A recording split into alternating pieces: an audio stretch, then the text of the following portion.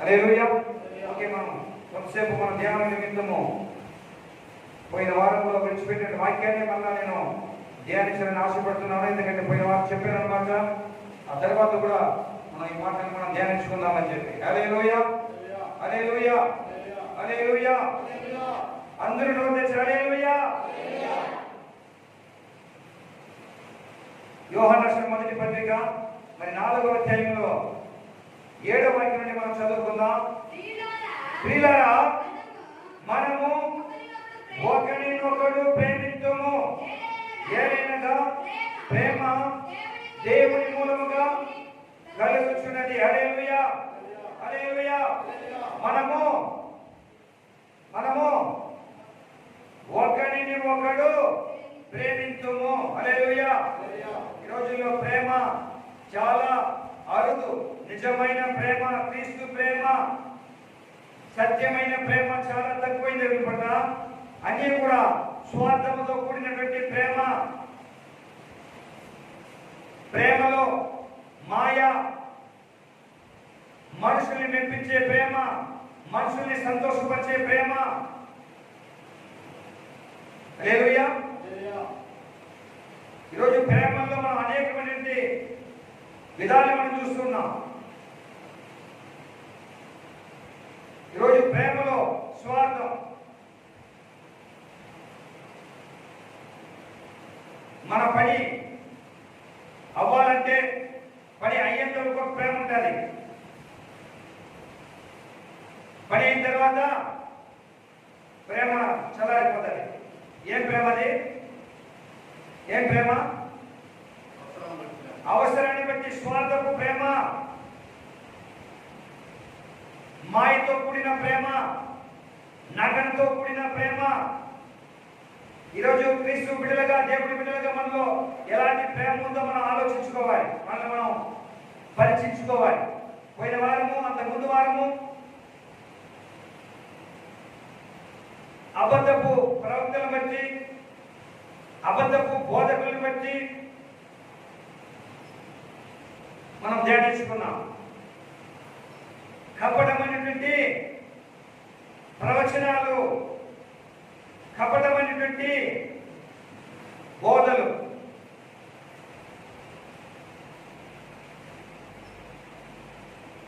ప్రవచనాన్ని బట్టి దేవుడి మాట చాలా చక్కగా చెప్తారన్నమాట.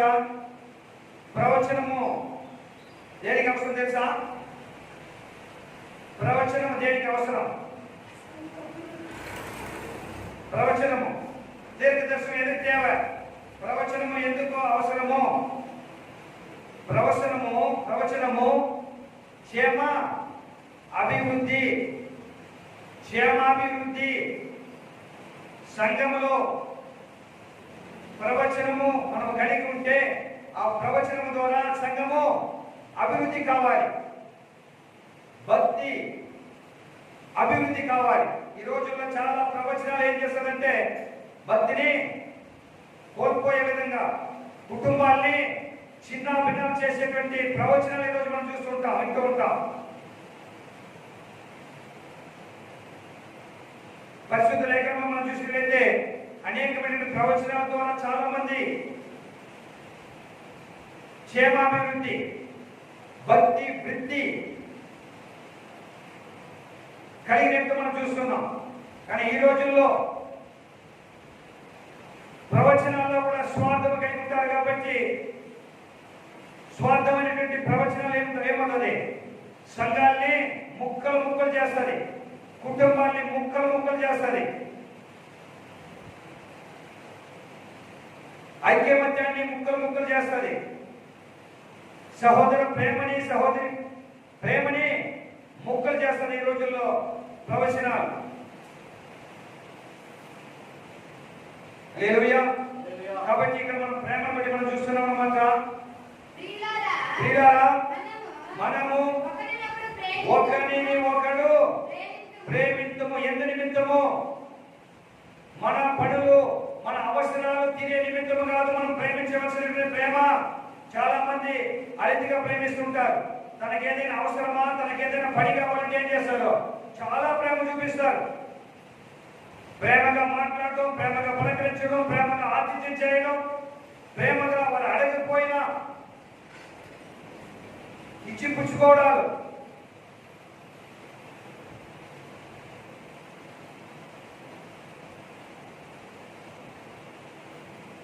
ఈ రోజుల్లో మనం ఎలాంటి ప్రేమ మనం కలిగి ఉన్నాం, ఇంతవరకు ఎలాంటి ప్రేమ కలిగి ఉన్నాం, లేదంటే ఎలాంటి ప్రేమ మనం కలిగి ఉండాలి అనేటువంటి కార్యాన్ని దయచేసి మనం గమనించాలి. మనలో ఉన్నటువంటి ప్రేమ దేవుని ప్రేమేనా?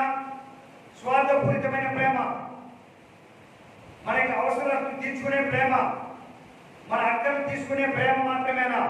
అక్కలు తీరిన తర్వాత, అవసరం తీరిన తర్వాత పట్టించుకోలేనటువంటి ప్రేమని మనం ప్రకటించి ఉన్నామా? దయచేసి ఇక చివరి రోజుల్లో మనం చాలా జాగ్రత్త పడాలి.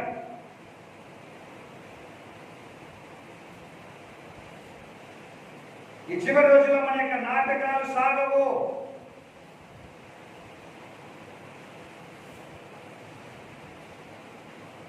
హల్లెలూయా.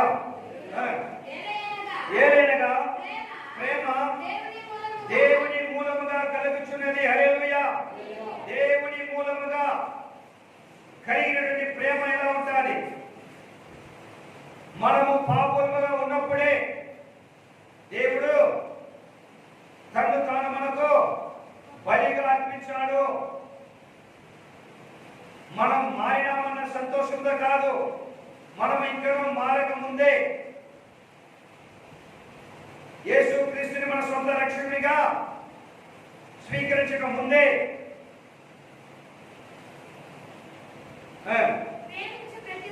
ప్రేమించు ప్రతి వాడును దేవుని మూలముగా పుట్టినవాడై దేవుని ఎరుగును. హల్లెలూయా. హల్లెలూయా. ప్రేమించు ప్రతి వాడును దేవుని మూలముగా పుట్టినవాడు. దేవుని మూలముగా పుట్టినటువంటి ప్రేమ మనలో, నీలో, నాలో ఉంటే, దేవుని మూలముగా పుట్టినటువంటి ప్రేమ, దేవుని ద్వారా మనలో వచ్చినటువంటి ప్రేమ, దేవుని యొక్క త్యాగము ద్వారా, దేవుని యొక్క ప్రాణ త్యాగము ద్వారా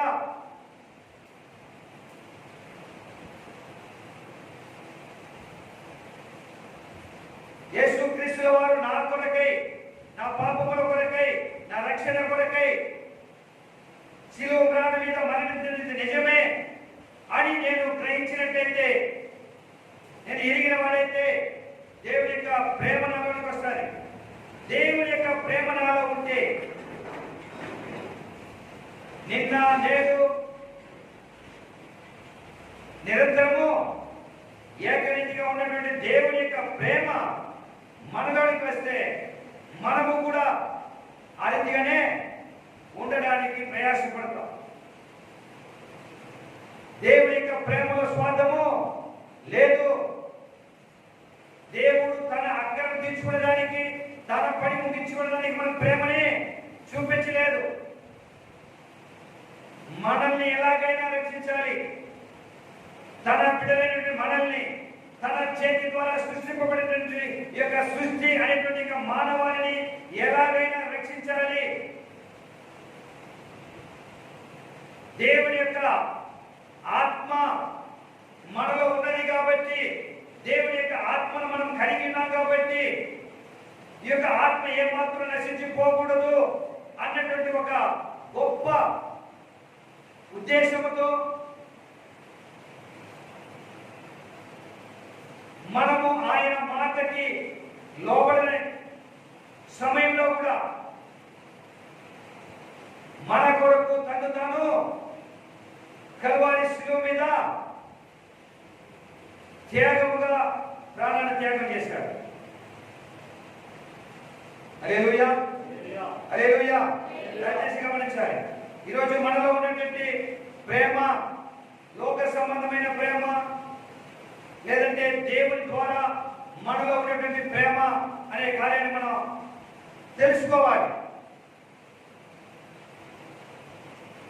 ప్రతి మనిషిలోనూ ప్రేమ ఉందన్నమాట. కానీ ఆ ప్రేమ భూ సంబంధమైన ప్రేమ, పర సంబంధమైన ప్రేమ. యేసుక్రీస్తు వారు భూలోకానికి వచ్చి కూడా భూ సంబంధమైనటువంటి మనకి పరలోక సంబంధమైనటువంటి ప్రేమనే చూపించేట్టుగా మనం ఉన్నాం. మరి అతని బిడ్డగా ఉన్నటువంటి, అతని ద్వారా సృష్టింపబడినటువంటి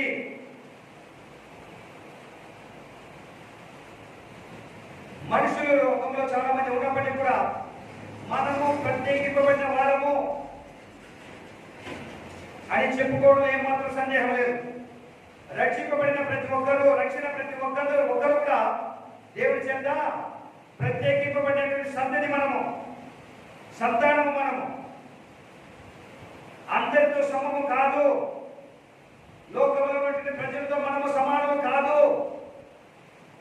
మనము దేవుని యొక్క స్వరక్తం ఇచ్చి కొనబడినటువంటి దేవుని యొక్క స్వజనము మనము.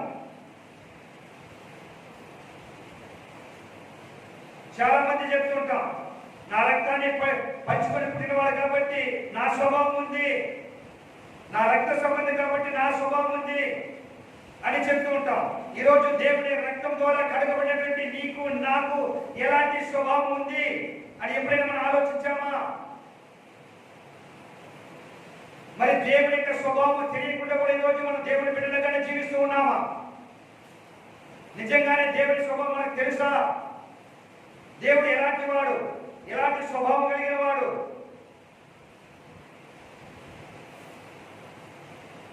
మరి ఎలాంటి ప్రేమతో దేవుడు నిన్ను నన్ను ప్రేమించాడు? ఈరోజు నీవు నేను అలాంటి ప్రేమతో ఇద్దరిని మనం ప్రేమిస్తూ ఉన్నామా?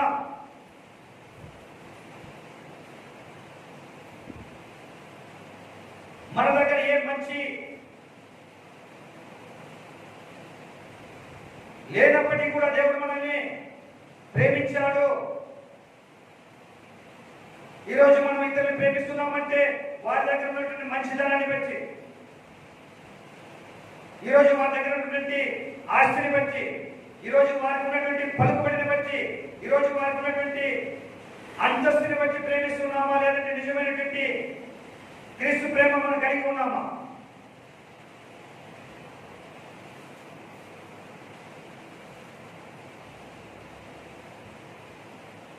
నేను ఈరోజు డ్యూటీకి వస్తున్నప్పుడు ఒక పెద్ద ఆయన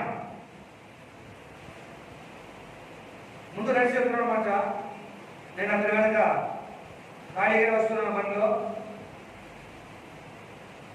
అతనికి మాస్క్ లేదు, నడిచి వెళ్తున్నాడు. ప్రతి బండిని ఆయన నిలబడి వెనక చూస్తూ వెళ్తున్నాడు అన్నమాట. చేపెట్టి ఆపడం లేదు. మరి నన్ను కూడా నిలబడి చూశాడు. నేను ముందుకు వెళ్ళిపోయాను. నాలో ఒక ప్రశ్న ఏంటంటే, మాస్క్ లేదు, ఎవరిని నమ్మడానికి లేదు. చూస్తే వయసు అయినటువంటి ఒక వ్యక్తి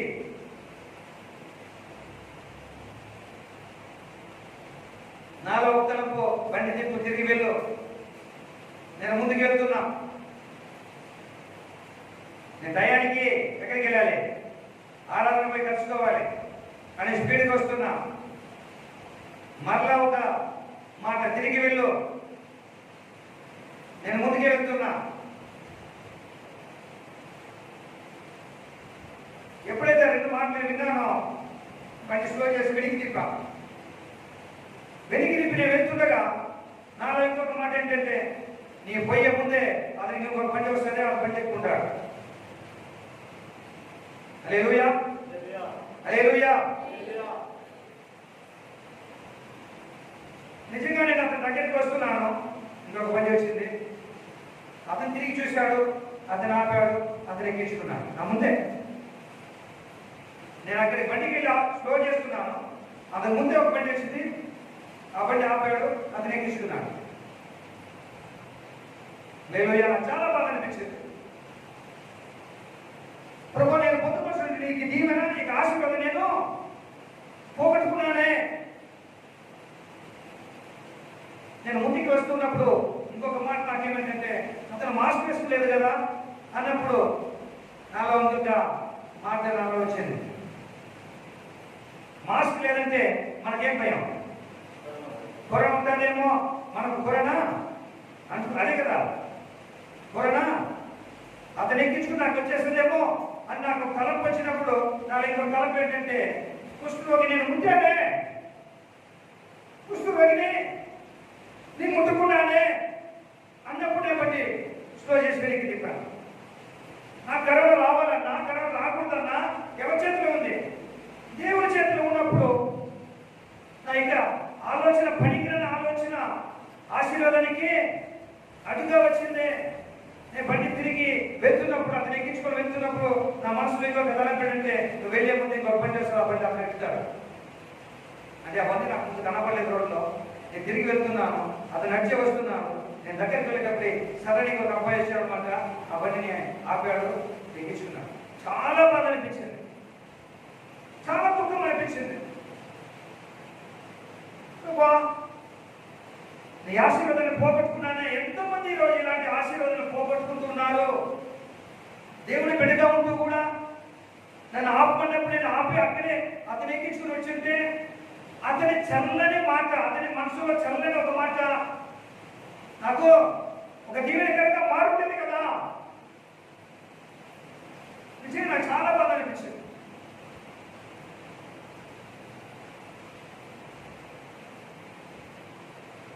హల్లెలూయా. కాబట్టి ఈరోజు ఎలాంటి ప్రేమ మనం కలిగి ఉన్నాం? నిజంగానే దేవుడి ప్రేమ మనం కలిగి ఉన్నామా? వేషధారమైనటువంటి ప్రేమ మనం కలిగి ఉన్నామా? మనుషుని సంతోషపరిచి శాపాన్ని తీసుకునే ప్రేమ మనం కలిగి ఉన్నామా? లేదంటే కష్టమైన అనుభవించి, నష్టమైన అనుభవించి, శ్రమైన అనుభవించి దేవుని యొక్క దీవెనను పొందుకొని మనము మన బిడ్డలకి మనము ఆశీర్వాదాన్ని చేర్చిపెట్టగలిగి ఉన్నాం.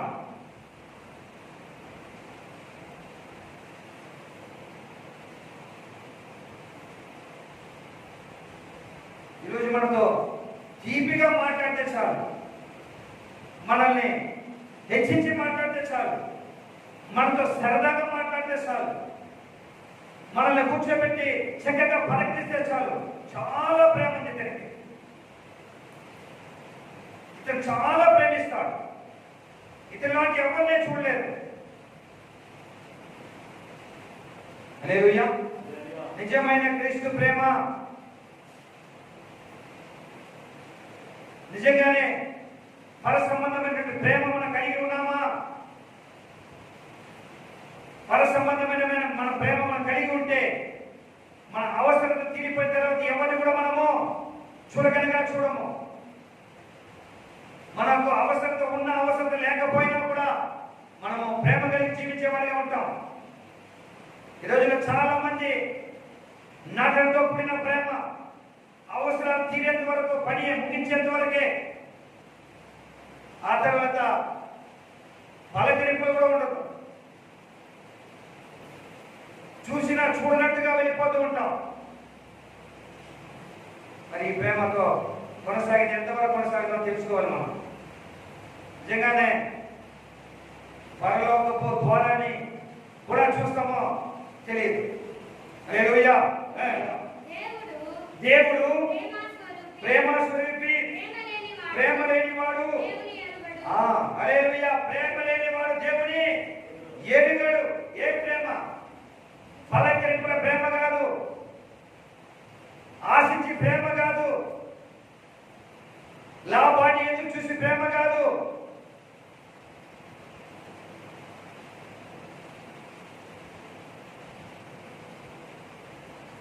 గౌరవాన్ని ఎదురు చూసి ప్రేమ కాదు. వీళ్ళు మనకు గౌరవిస్తారా, వీళ్ళు మనకు మర్యాద ఇస్తారా, అలాంటి వారితో ప్రేమ.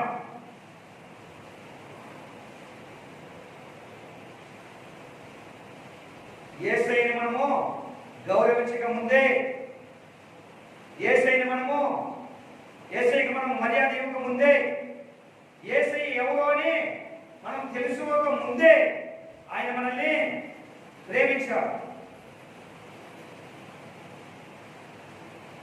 ఈరోజు మనం ఇతరులను ప్రేమించాలంటే వారి యొక్క బ్యాక్గ్రౌండ్ మొత్తం తెలుసుకొని ప్రేమిస్తాం. హల్లెలూయా. హల్లెలూయా. అది కూడా మన అవసరం తీరేంత వరకు, అక్కడ ఉన్నంత వరకు, పని అయ్యేంత వరకు మనము ఆయన ద్వారా జీవించినట్లు దేవుడు తన అద్వితీయ కుమారుని లోకంలోనికి పంపెను. దీని వలన దేవుడు మన యందుంచిన ప్రేమ ప్రత్యక్షపరచబడెను. హల్లెలూయా. హల్లెలూయా. దేవుని యొక్క ప్రేమను ప్రత్యక్ష ప్రతిష్టపరిచిన విధానాన్ని మనం చూసినట్లయితే మనం పాపముగా ఉన్నప్పుడే మన కొరకు బలి అవడానికి, ప్రాణ త్యాగము చేయడానికి తన యొక్క కుమారుణ్ణి మన నిమిత్తము భూలోకానికి పంపించడం మనం చూస్తున్నాం. మన దగ్గర ఏదో ఆశించి కాదు, మన దగ్గర ఏదైనా దొరుకుతుందని కాదు, మనం ఏమైనా ఆయనకి ఇస్తామని కాదు. ఈరోజు మనం అదే చూస్తాం. ఎవరైనా మనకి ఏదో ఇచ్చేటట్టు మనం ప్రేమిస్తాం. వాళ్ళు మనకి ఏది ఇచ్చేది కనబడలేదనుకో అని మనం ద్వేషిస్తాం.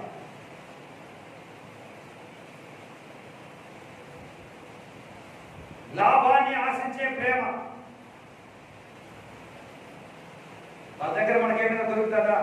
వాళ్ళ దగ్గరికి వెళ్తే వాళ్ళ ఏదైనా మనం మాట్లాడితే, మనం ఏదైనా వాళ్ళకి ప్రేమ చూపిస్తే వాళ్ళు మనకి ఏదైనా ఇస్తారా? ఇవ్వకపోతే ప్రేమ అక్కర్లేదు. హల్లెలూయా. ఈరోజు మనం ఎలాంటి ప్రేమను మనం కలిగి ఉన్నాం? మనము దేవుని ప్రేమించడమని కాదు, కానీ మనలను ప్రేమించి మన పాపములకు ప్రాయశ్చిత్తమై ఇరుటకు తన కుమారుని పంపెను. హల్లెలూయా, హల్లెలూయా, హల్లెలూయా. మనము మన పాపములకు ప్రాయశ్చిత్తము అంటే ఆయన మనల్ని చూసినప్పుడు ఏ విధంగా చూస్తున్నాడు? ఏ విధంగా చూస్తున్నాడు?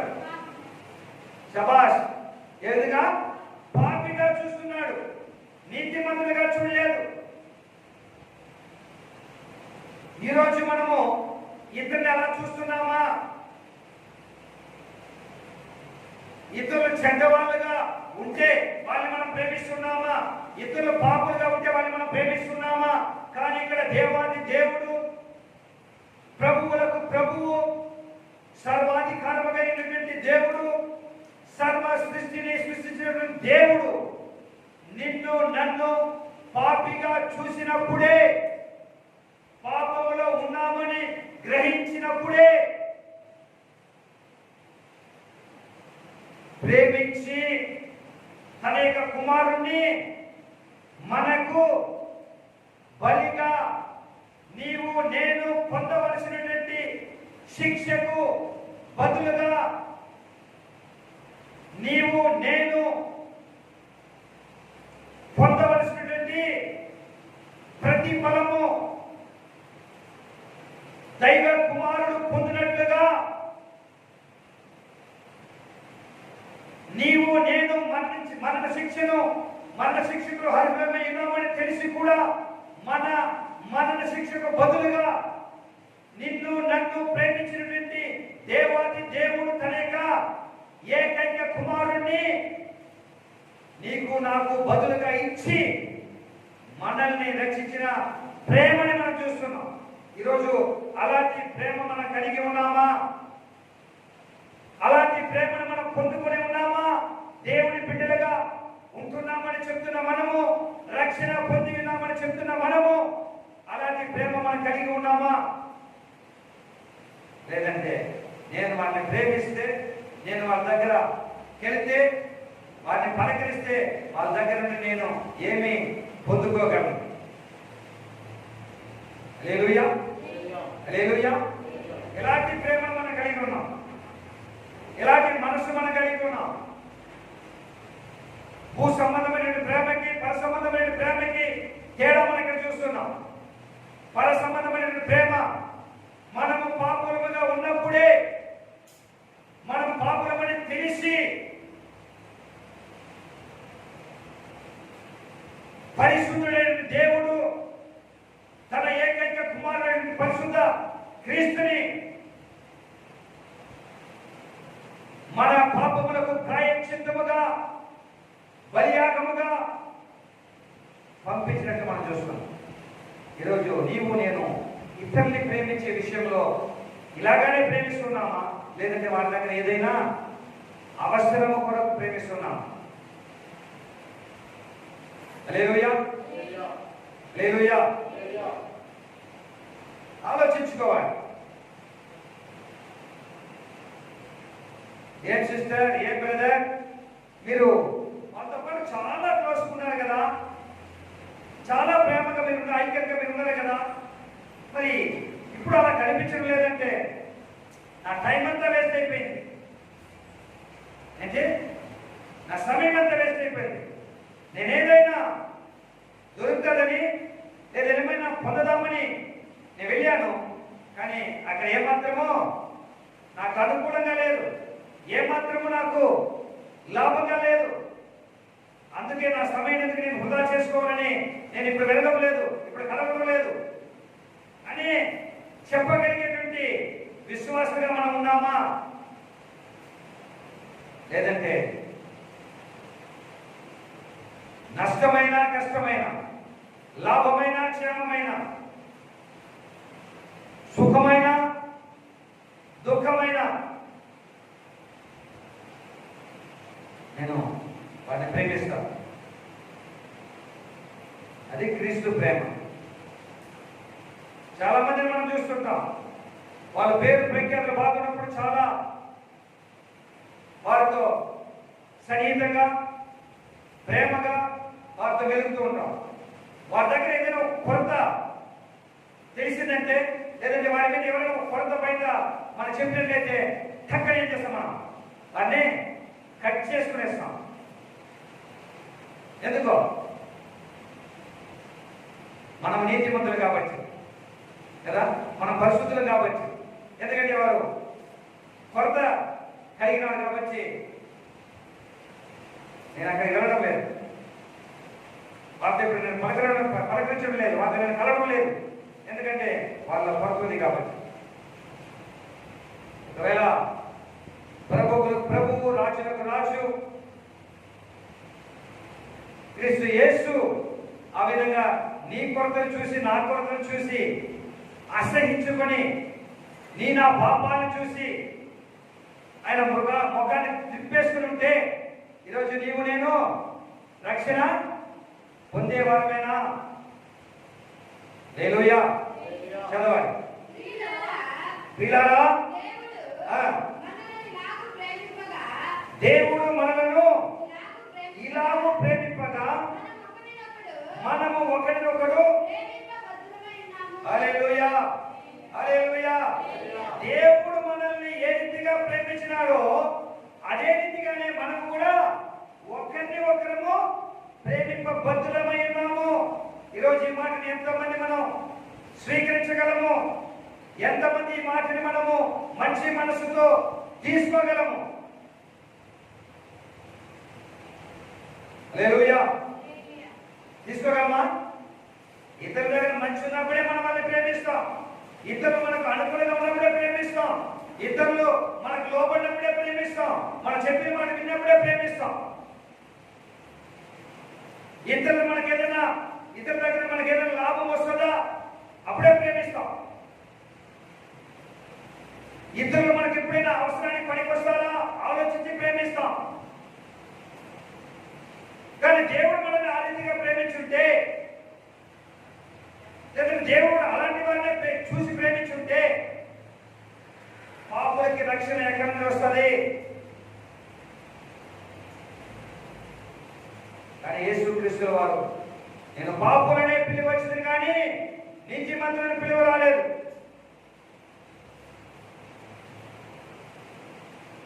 నేను చెడిపోయిన వారిని బాగు చేయడానికి వచ్చింది,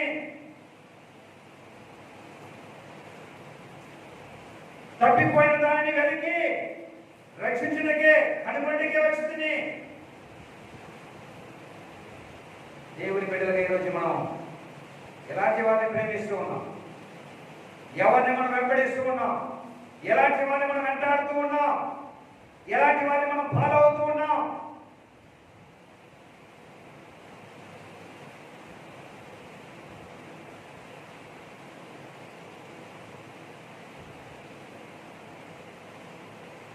దేవుని యొక్క ప్రేమని మనం ఫాలో అవుతున్నామా?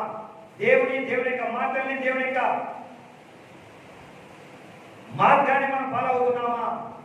లేదంటే భూ సంబంధమైనటువంటి ప్రేమ కలిగిన వారిని, మాయతో కూడిన ప్రేమ, నటనతో కూడిన ప్రేమ, లాభాన్ని ఆచరించి లాభాన్ని ఎదురు చూస్తూ ఉన్నటువంటి ప్రేమని మనం ప్రేమిస్తూ ఉన్నామా? మనం ఆలోచించుకోవాలి. ఈరోజు క్రైస్తవులుగా దేవుడి బిడ్డలుగా మనం ఎలాంటి ప్రేమను మనం పొంది ఉన్నాం, ఎలాంటి ప్రేమను మనం కలిగి ఉన్నాం. హల్లెలూయా. ఏ మానవుడును దేవుని ఎప్పుడు చూసిన లేదు. మనము ఒకరినొకడు ప్రేమించిన యెడల దేవుడు హల్లెలూయా మన యందు దేవుడు నిలిచిందంటే దేవుడు ఏ రీతిగా మానవాన్ని ప్రేమించాడో అదే రీతిగానే మనము కూడా ఒకరినొకరము ప్రేమించాలి. అప్పుడే దేవుడు మన మధ్య నివసిస్తాడు. దేవుని ప్రేమ మనం కలిగి ఉండకుండా భూ సంబంధమైన ప్రేమ మనం కలిగి ఉంటే దేవుడు మన మధ్యలో నివాసము చేయడు.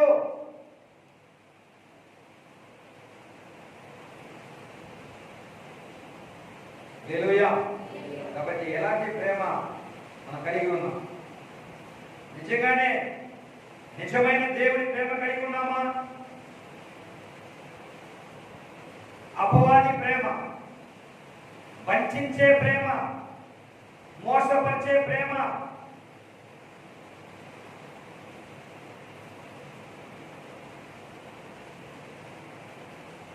ఎలాంటి ప్రేమ మనం కలిగి ఉన్నాం? హల్లెలూయా. చాలా జాగ్రత్తగా మనం ఆలోచించాలి. దేవుడి యొక్క మాటలను చాలా చక్కగా పరిశీలన చేయాలి. ప్రభువా, మీరు ఎలాంటి ప్రేమని ఇక భూమి మీద కనపరిచారు, ఈ ప్రజల మీద ఎలాంటి ప్రేమ కలిగి ఈ భూలోకానికి వచ్చారు, మీరు వచ్చిన తర్వాత ఎలాంటి ప్రేమని ఇక్కడ వెల్లడిపరిచారు, ఎలాంటి ప్రేమని మీరు నేర్పించారు, ఎలాంటి ప్రేమని మీరు బోధించారు. మరి ఆ ప్రేమలో ఎంతమంది ఈరోజు స్థిరముగా నిలబడి ఉన్నారు? ఎంతమంది ఆ యొక్క ప్రేమను విడిచి లాభాల కొరకు, మేలుల కొరకు, తన పనులు ముగించుకోవడానికి కొరకు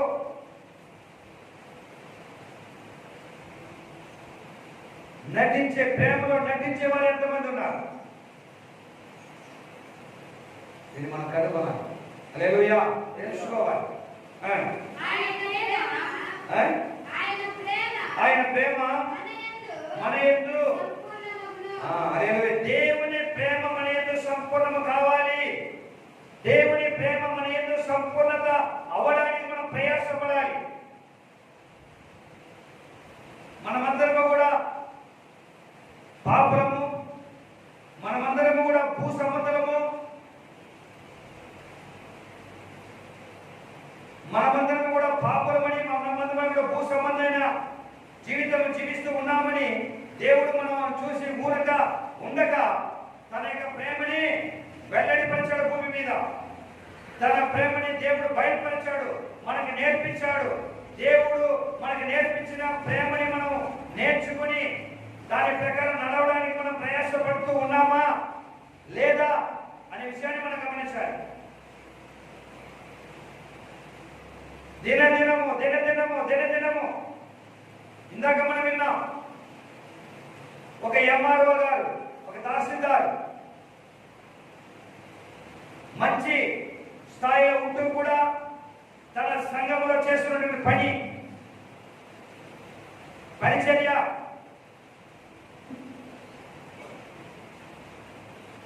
ఎలా ప్రయాసపడుతున్నాడు, మరి ఆ యొక్క కుటుంబము తరపున లేదా ఆ యొక్క కుటుంబం ద్వారా ఆ సంఘం అంతా కూడా ఆశీర్వదింపబడింది అనేటువంటి సాక్ష్యాన్ని దేవుని యొక్క దాసుడు చెప్తున్నాడు. మనం చూస్తున్న సంఘ కాపరి ఈరోజు మనము సంఘానికి వస్తున్న ప్రతి కుటుంబం గురించి మనం కూడా ఆలోచించుకోవాలి. నా కుటుంబం ద్వారా నా సంఘం దీవింపబడాలి, నా ద్వారా నా సంఘము దీవింపబడాలి, నా సంఘము దీవింపబడడానికి నా కుటుంబం కారణంగా ఉండాలి.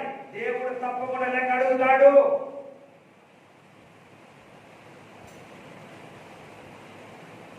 ఈ సంఘం ద్వారా నీ కుటుంబము ఎంత ఆశ్రయింపబడింది దేవుడు లెక్క అడగడు.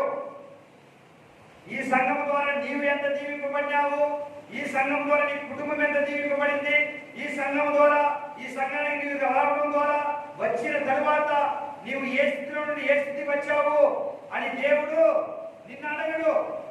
అది దేవుడికి తెలుసు. దేవుడు నీ దగ్గర అడగబోయే ఒక లెక్క ఏంటంటే, నీ ద్వారా, నీ కుటుంబం ద్వారా ఈ సంఘము ఎంత ఆశీర్వదింపబడింది, ఎంత దీవింపబడింది, నీ కుటుంబం ద్వారా ఎన్ని కుటుంబాలు, ఎన్ని ఆత్మల సంఘానికి వచ్చింది, నీ సాక్ష్యం ద్వారా, నీ ప్రార్థన ద్వారా, నీ కన్నీటి ప్రార్థన ద్వారా. నీవు సంఘానికి వెళ్ళి మోకరించి కార్చిన కన్నీరు ఎన్ని ఆత్మలని దేవుని సన్నిధికి తీసుకొచ్చింది అనేటువంటి లెక్కని అడుగుతాడు. ఎన్ని ఆత్మల పట్ల నీవు కన్నీరు విడిచావు? నీవు ఒకవేళ ఎవరికి వెళ్ళి సువార్త చెప్పిపోవచ్చు, కానీ నీ కన్నీరు, నీ మోకాళ్ళ ప్రార్థన,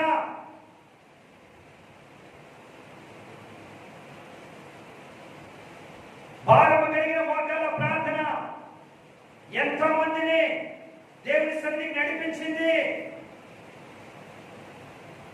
అని నిన్ను అడిగితే చెప్పగలవా ధైర్యముగా? ప్రభువా, నేను ఈ కుటుంబాన్ని నిమిత్తము, ఈ ఆత్మ నిమిత్తము భారము కలిగి నేను ప్రార్థన చేశాను, గురిపెట్టి నేను ప్రార్థన చేశాను, నా ప్రార్థన ద్వారా నీ కుటుంబము దేవుని సన్నిధికి వచ్చింది అని నీవు దేవునికి సన్నిధిలో చెప్పగలవా? చెప్పగలిగే ధైర్యం నీకుందా?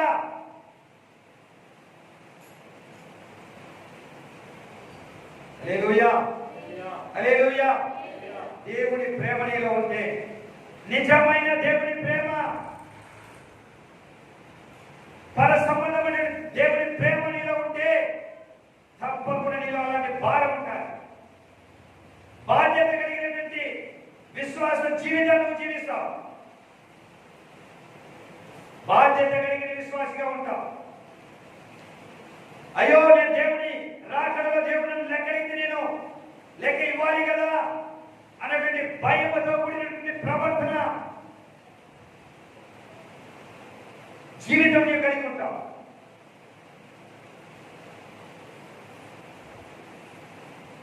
నువ్వు ఎంత పరిశుద్ధుడిగా జీవించినా, నీవు పాపమే చేయనటువంటి బ్రతుకు నీవు బ్రతికినా,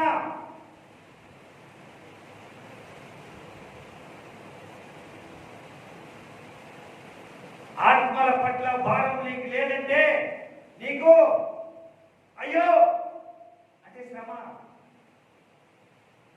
ప్రభువా, నన్ను ఆశీర్వదించు, నా కుటుంబాన్ని ఆశీర్వదించు, నా భార్యను ఆశీర్వదించు, నా బిడ్డను ఆశీర్వదించు, నా తండ్రిని ఆశీర్వదించు, నా ఇంటిని ఆశీర్వదించు, నా యొక్క పొలమును ఆశీర్వదించు, నా యొక్క రాబడిని ఆశీర్వదించు.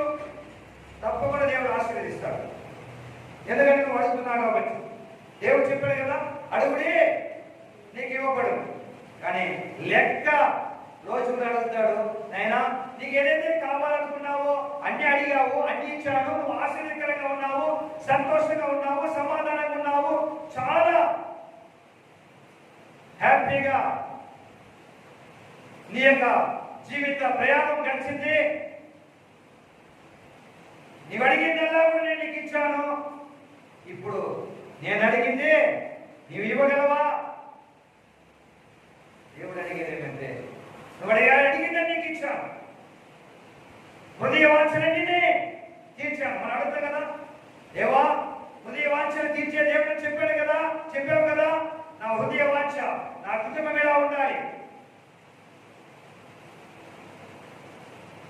నా యొక్క స్టేటస్ ఇలా ఉండాలి, నాకు మర్యాదలు, నాకు గౌరవం ఎలా ఉండాలి, తప్పకుండా దేవుడు నీకు ఇస్తాడు. ఎందుకంటే నీ హృదయ వాంఛది, నీ కోరిక అది, తప్పకుండా నీ కోరిక దేవుడు తీరుస్తాడు. కానీ దేవునికి ఒక కోరిక ఉంది అని నువ్వు మర్చిపోకూడదు. ఆ కోరికను దేవుని యొక్క రాకడలో దేవుడిని అడుగుతాడు. నా కొరకు, నా కొరకు, నా కొరకు సంఘానికి, సంఘ పనికి, సంఘంలో నీవిచ్చినటువంటి వస్తువులు కానీ, నీవిచ్చినటువంటి పరికరాలు కానీ, నీవిచ్చినటువంటి ధర్మ కానీ ఇచ్చావు, చాలా సంతోషం. అది నా కొరకు చేశావు, మంచిదే. కానీ నా యొక్క ఆశ, నీ యొక్క ఆశ నేను తీర్చానే, ఇవన్నీ నాకు ఇచ్చావు. మరి నా యొక్క ఆశ నీవు తీర్చావా? దేవుని ఆశ అంటే దేవుని ఆశ ఏ ఒక్కరూ నశించిపోకూడదు, ఏ ఒక్క ఆత్మ కూడా నరకానికి వెళ్ళకూడదు. అది దేవుని ఆశ. మరి ఈ ఆశని వెలిగి నశించిపోతున్న ఆత్మల పట్ల నీవు కాచిన కన్నీరెంత, నీ మోకాల ప్రార్థన ఎంత అని దేవుడు నిన్ను అడగగలిగితే నీ సమాధానం ఏముంటది?